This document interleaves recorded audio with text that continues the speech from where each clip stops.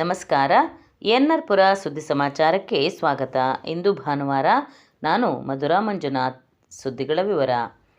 ಇತ್ತೀಚಿನ ವರ್ಷಗಳಲ್ಲಿ ರಕ್ತದಾನ ಶಿಬಿರದಲ್ಲಿ ಸಾಕಷ್ಟು ಯುವಕರು ರಕ್ತದಾನ ಮಾಡುತ್ತಿರುವುದು ಉತ್ತಮ ಬೆಳವಣಿಗೆಯಾಗಿದೆ ಎಂದು ಲಯನ್ಸ್ ಕ್ಲಬ್ ಅಧ್ಯಕ್ಷ ಪಿಜೆ ಆಂಟೋನಿ ಹೇಳಿದರು.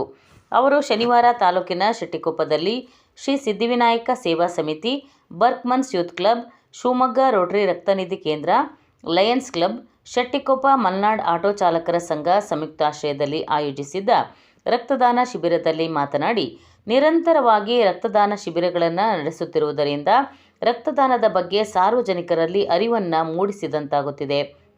ಯುವಕರಲ್ಲಿಯೂ ಸಾಮಾಜಿಕ ಕಳಕಳಿ ಮೂಡುತ್ತಿದೆ ಎಂದರು. ಶಿವಮೊಗ್ಗ ರೋಟರಿ ರಕ್ತನಿಧಿ ಕೇಂದ್ರದ PRO ಡಾಕ್ಟರ್ ಆನಂದ್ ಮಾತನಾಡಿ, ಕೊರೋನಾ ಸಂದರ್ಭದಲ್ಲೂ ನೂರಾರು ರೋಗಿಗಳಿಗೆ ನಮ್ಮ ರಕ್ತನಿಧಿ ಕೇಂದ್ರವು ರಕ್ತವನ್ನು ನೀಡಿ ಜೀವ ಉಳಿಸಿದೆ. ರಕ್ತದಾನ ಮಾಡುವುದರಿಂದ ಕ್ಯಾನ್ಸರ್, ಹೃದಯಾಘಾತಗಳಿಂದ ಪಾರಾಗಬಹುದಾಗಿದೆ ಎಂದರು. ಕಾರ್ಯಕ್ರಮದ ಅಧ್ಯಕ್ಷತೆ ವಹಿಸಿದ್ದ ಬರ್ಕ್ಮನ್ಸ್ ಯೂತ್ ಕ್ಲಬ್ ಅಧ್ಯಕ್ಷ PT ಜೇಮ್ಸ್ ಮಾತನಾಡಿ, ನಮ್ಮ ಕ್ಲಬ್ ವತಿಯಿಂದ 12ನೇ ವರ್ಷದ ರಕ್ತದಾನ ಶಿಬಿರ ಇದಾಗಿದೆ. ಶೆಟ್ಟಿಕೊಪ್ಪ ಎಂದರೆ ಕೇವಲ ಹಳ್ಳಿಯಲ್ಲ, ರಕ್ತನಿಧಿ ಕೇಂದ್ರವಾಗಿದೆ ಎಂದರು.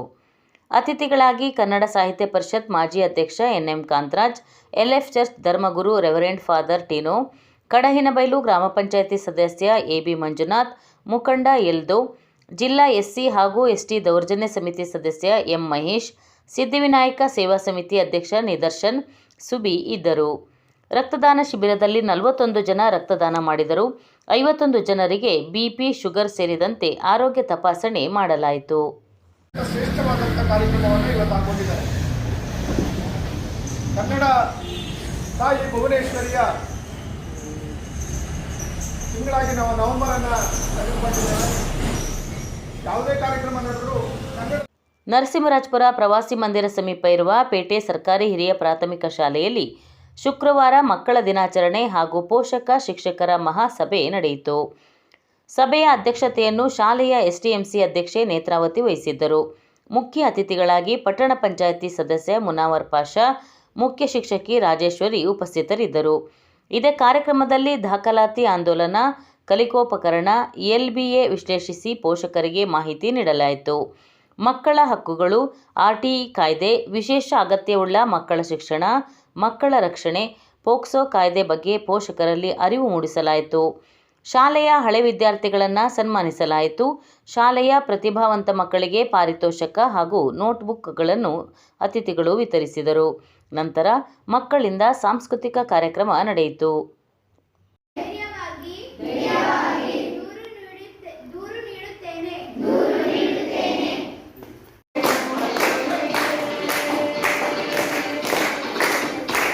ಮಕ್ಕಳು ಈ ದೇಶದ ಸಂಪತ್ತಾಗಿದ್ದು ಅವರನ್ನು ದೇಶದ ಉತ್ತಮ ನಾಗರಿಕರನ್ನಾಗಿ ಮಾಡುವುದು ಎಲ್ಲರ ಜವಾಬ್ದಾರಿಯಾಗಿದೆ ಎಂದು ದೀಪ್ತಿ ಶಿಕ್ಷಣ ಸಂಸ್ಥೆಯ ಉಪಾಧ್ಯಕ್ಷ PJ ಆಂಟೋನಿ ತಿಳಿಸಿದರು.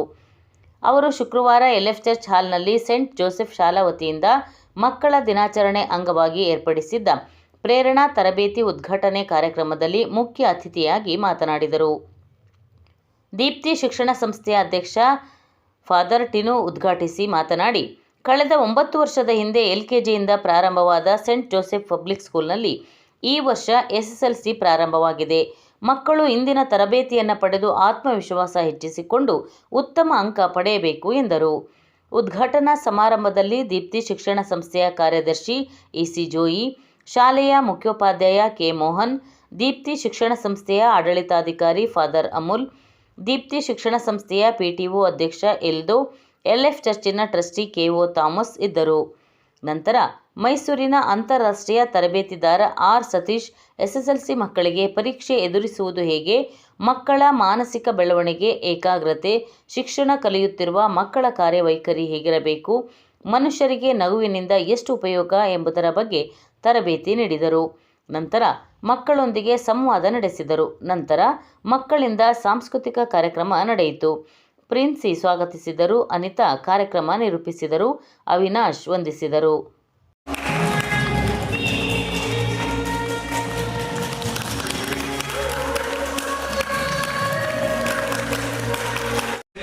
ಅರ್ಥ ಬರುತ್ತೆ.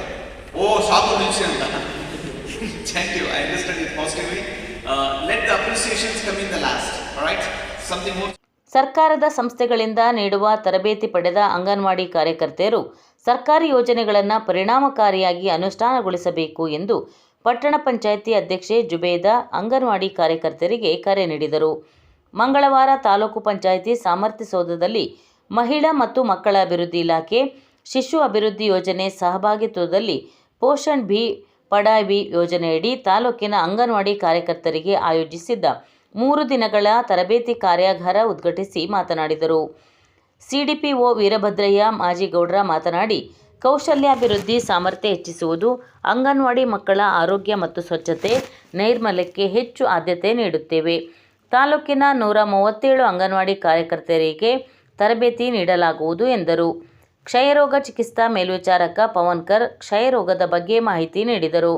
ಕಾರ್ಯಕ್ರಮದಲ್ಲಿ ಸಿಡಿಪಿಒ ಇಲಾಖೆಯ ಸಂಪನ್ಮೂಲ ವ್ಯಕ್ತಿಗಳಾದ ನಳಿನಾಕ್ಷಿ, ಸಾವಿತ್ರಮ್ಮ, ಕಾವ್ಯಶ್ರೀ, ತಾಲೂಕು NRLM ಯೋಜನೆ ತಾಲೂಕು ವ್ಯವಸ್ಥಾಪಕ ಸುಬ್ರಹ್ಮಣ್ಯ, ಪೋಷಣ್ ಅಭಿಯಾನ್ ಸಂಯೋಜಕ ಪ್ರದೀಪ್, ಅಲ್ಪಸಂಖ್ಯಾತರ ಇಲಾಖೆ ನವಾಜ್ ಇದ್ದರು. ತರಬೇತಿಯಲ್ಲಿ ತಾಲೂಕಿನ 107 ಅಂಗನವಾಡಿಗಳ ಕಾರ್ಯಕರ್ತೆಯರು ಪಾಲ್ಗೊಂಡಿದ್ದರು. ಒನಕೆ ಓಬವ್ವ ಜಯಂತಿ, ಅಬ್ದುಲ್ ಅಜಾಜ್ ಅವರ ಜಯಂತಿ, ಹೀಗೆ ಅನೇಕರ ಮಹನೀಯರ ಜಯಂತಿಯನ್ನು ಇವತ್ತು ಆಚರಣೆಯನ್ನು ಮಾಡ್ತಿದ್ವಿ. ಸರ್ವರಿಗೂ ಆ ಜಯಂತಿಯ ಶುಭಾಶಯಗಳನ್ನು ತಿಳಿಸ್ತಾ, ಇವತ್ತು ಕರ್ನಾಟಕ ಸರ್ಕಾರ ಮಹತ್ವವಾದ ದಿಟ್ಟವಾದ ಒಂದು ಹೆಜ್ಜೆಯನ್ನ ಇಟ್ಟಿದೆ. ಅದು ಪೋಷಣ್ ಭಿ ಪಢಾಯ್ ಭಿ ಅಂತ, ತುಂಬಾ ಅರ್ಥವಾದಂತಹ ಒಂದು ವಂದನೆಗಳು.